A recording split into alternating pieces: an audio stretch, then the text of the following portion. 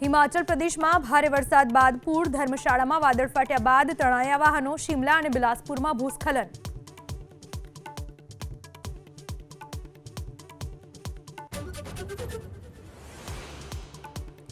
જામનગરમાં મહાનગરપાલિકાની ટીમ અને સ્થાનિકો વચ્ચે બબાલ. બર્ધન ચોકમાં દબાણો દૂર કરતી વખતે બે શખ્સોએ સ્ટાફ સાથે કરી બોલાચાલી. બંને શખ્સો સામે નોંધાઈ પોલીસ ફરિયાદ.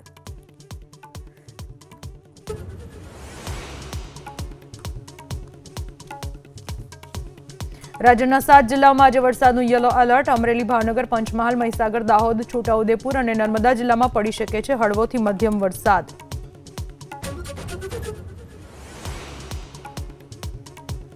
દાહોદમાં ખાતર માટે ખેડૂતોની રઝળપાટ. એપીએમસીના ખાતર ડેપો બહાર મોડી રાતથી ખેડૂતોની લાઇન. 2-3 દિવસથી ખાતર માટે ધક્કા ખાતા હોવાનું.